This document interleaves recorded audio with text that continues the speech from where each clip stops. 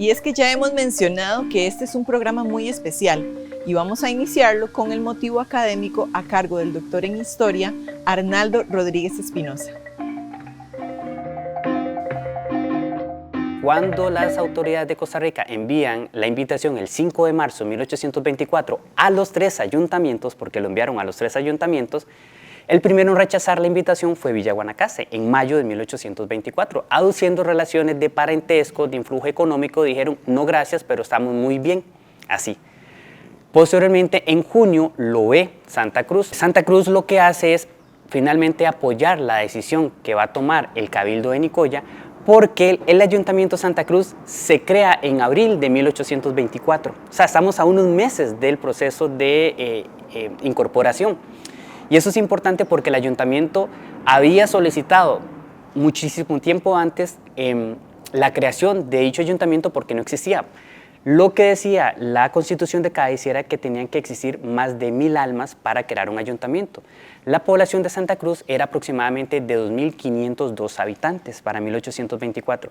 Pero Nicoya sabía que si creaba un ayuntamiento, ¿verdad?, ya la distribución política y las decisiones iban a ser más complicadas porque iba a entrar un tercer actor. Recordemos que ya estaba Villa Guanacaste porque el asentamiento de Villa Guanacaste nace a partir de 1769, que es como que tenemos el dato donde se instauró la primera ermita. Ahora bien, entonces, en junio, Santa Cruz ve la solicitud, ¿verdad?, la invitación y decide apoyar la decisión que vaya a tomar el noble Cabildo de Nicoya, sea rechazar o aceptar la invitación. Lo que finalmente, el 25 de julio, Nicoya termina tomando una decisión. Por eso es que existe solo un acta como tal y no el acta de Santa Cruz ni la de Villa Guanacaste. Incluso Nicoya toma una primera decisión. El 4 de julio de 1824 decide rechazar la invitación a las autoridades de Costa Rica.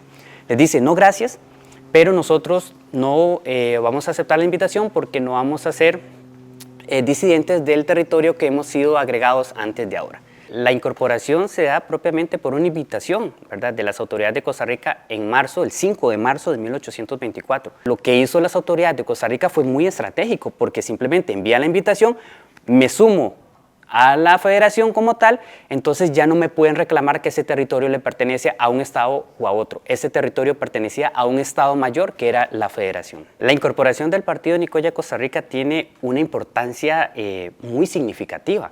El hecho que Costa Rica haya enviado la invitación en marzo de 1824 no fue una situación fortuita, no fue por casualidad, no.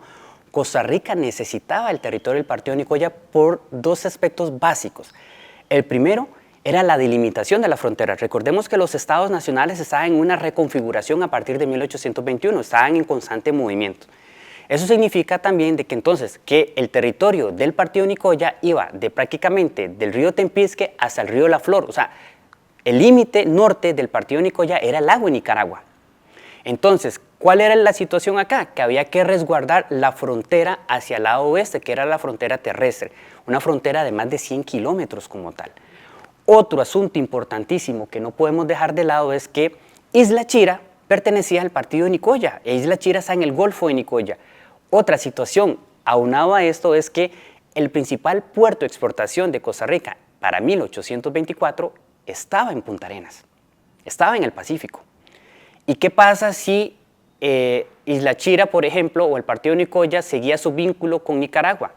El Golfo de Nicoya hubiese sido aguas internacionales y el principal puerto de exportación de Costa Rica iba a estar en una vulnerabilidad latente sobre todas las cosas y Costa Rica tenía que resguardar sobre todo esta zona de su principal puerto de exportación.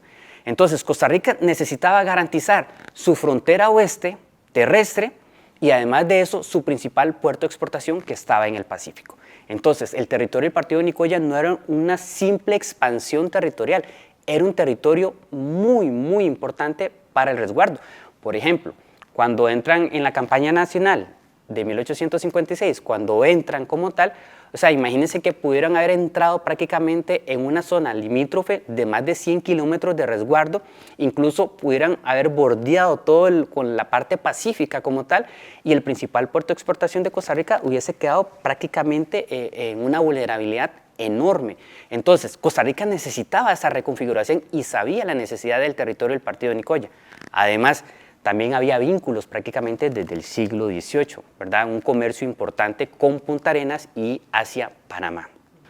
Lo más lindo de Guanacaste es precisamente esa diversidad que tiene.